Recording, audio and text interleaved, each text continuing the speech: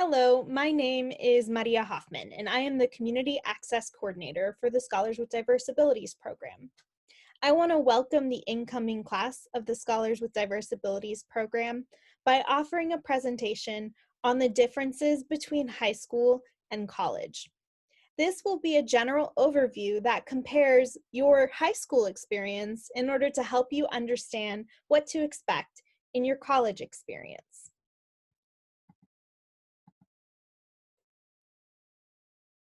One thing that makes college different from high school is how much it costs. You are now all undergraduate students, which means you are starting college with the hope of earning your first certificate, or maybe even going on to get a degree someday. So, how much does college cost?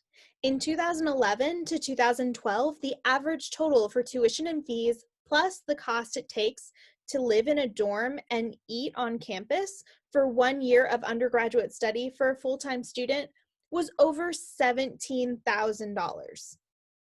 You'll have the chance to hear more about the cost of going to college in a meeting with someone from financial aid.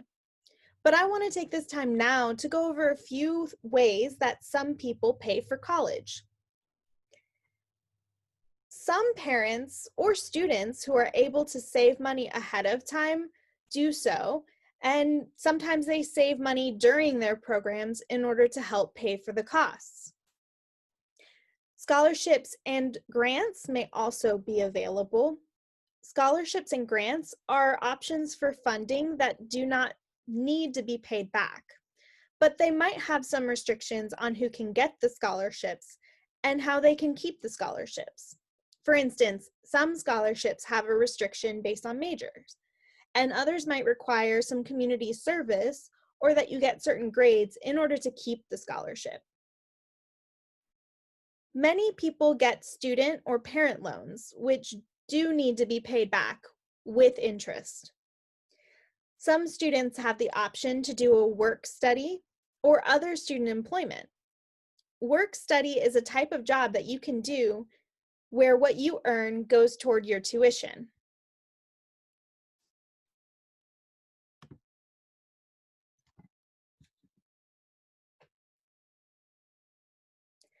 Another difference between high school and college is that you have to go to high school. And if you didn't want to go, you could have been forced to go, at least until a certain age. If you had decided not to go to high school, your parents could have gotten in really big trouble. College, on the other hand, is a choice. It's completely voluntary, which means you don't have to go to college. You can choose to attend college, or you can choose to do something else. So, if you don't have to go to college and it costs so much money, why do students choose to attend college? With more learning experience comes more potential income and job opportunities. Some people develop a strong desire to learn more and be more educated, so they go to college to keep learning. Many students go to college to prepare for a career. You learn a lot more in college than what happens in class. Both in class and out of classroom experiences offer a chance for you to grow more as a person. In this personal growth, you learn more about who you are and what you want in life. You can also get to know people and have new experiences, which will help you get more perspectives on life. Even though the law doesn't require people to go to college, some families do expect their young adults to go to college. If the reason you're going to college was not listed today, that's okay. Everyone has a different reason for going to college because everyone has different goals and priorities for their lives.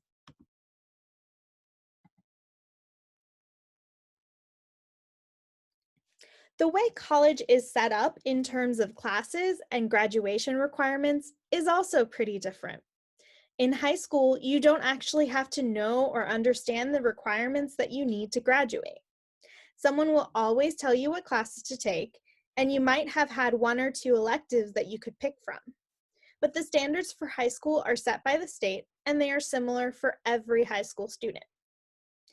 The state also sets guidelines for college programs, but there's a lot more to college graduation requirements. They are more complex. What you take might be different than what your friends are taking, and each year will bring different challenges and opportunities for your academic achievement. There is a basic foundation of classes that you will need to take in your program, like College and Beyond, as well as Career and Practical Living, and there may be other courses you will take for your concentration. You will have an academic advisor who will be responsible for knowing which classes you have to take, and they'll let you know what these requirements are. There are a lot of paths you can take to meet your certificate requirements. You will have people to connect you to resources to make sure you know what your options are and how to be self-determined in your college experience. You will be supported, but you will have a big say in what classes you take. You are at the center of your learning in college, so it is important that you get an understanding for what your program expects.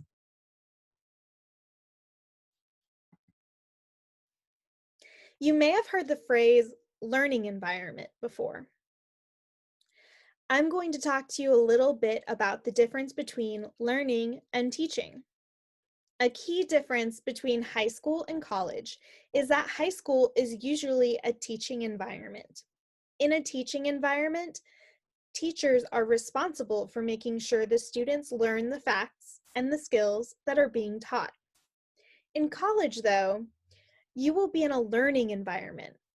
And a learning environment, students are responsible for making sure that they understand the ideas that professors are showing them. Many first-year students have difficulties with this because they do not realize or understand this responsibility, or they have trouble figuring out what it means to be a responsible learner. To explain it in a different way, in high school, you have teachers, but in college, you have professors or instructors. There is a reason for these differences in titles. In high school, your teachers were responsible for directly teaching you the things and making sure that you learn them. That's why they're called teachers. To be a professor, you profess something. This means that you declare or announce it. In college, the professor is only responsible for announcing the information. It is up to you as a student to actually learn it. So that's why they're called professors.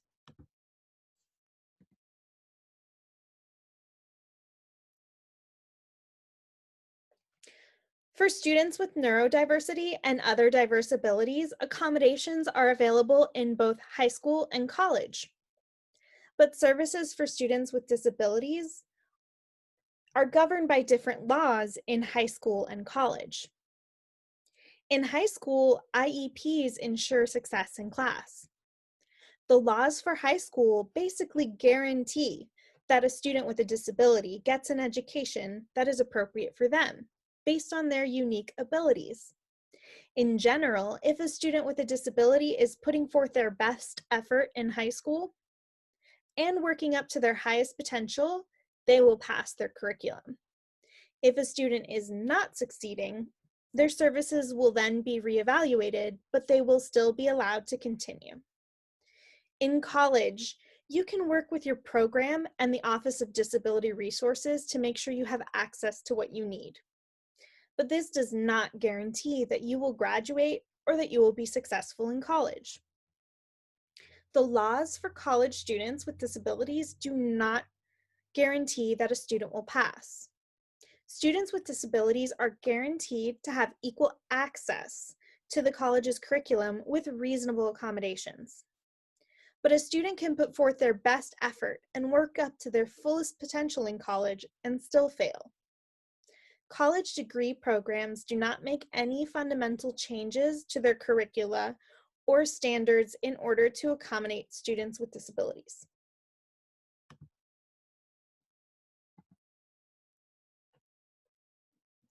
You will need to learn how to accept the consequences of any decisions you make in college. One of the things that incoming first-year students often say that they are looking forward to is more independence. But that independence comes with a lot of responsibility, especially for aspects of students' education and lives that other people may have taken care of until now. Students who practice taking initiative, self-monitoring, seeking out feedback, and completing tasks independently in high school are often better prepared for the responsibility that they need to take on in college.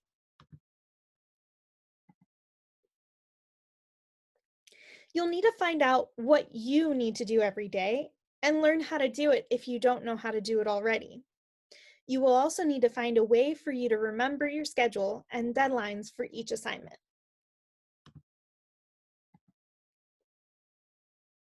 For students who want their parents to be more involved in supporting them in college, there is a way to give parents permission to access to information about their students' accounts and academic records. After orientation, talk with your parents about how you as students can take more responsibility for your education than you did when you were in high school. In this talk, you might want to go to the link in this slide to see what permissions you want your parents to have in order for them to support you with your student accounts and other personal records while you are in college. Different schools have different procedures and consequences for dealing with cheating and plagiarism. As a general rule, academic dishonesty is taken very seriously in college. In college, it is a huge deal, and the excuse that you didn't know what plagiarism was will not be okay. When a student gets caught cheating or plagiarizing, the consequences depend on the professor, the department, the class, the assignment, the degree of academic dishonesty, and other factors. Some students may just get a warning, while others might fail the assignment. Some might fail the class, and others might be referred to an honesty council for punishment. At some schools, some cases of academic dishonesty may result in probation, suspension, where the student is required to take up to a semester off, or expulsion, where the student is not able to return to school. So what is cheating and what is plagiarism? Each school has a slightly different definition that they use in their academic standards. I recommend going over your STAP handbook and the university student handbook with your parents to make sure that you understand what academic honesty and integrity really is. Sometimes academic honesty isn't always clear. You can also talk with your instructors to understand what they expect of you and your assignments for the class.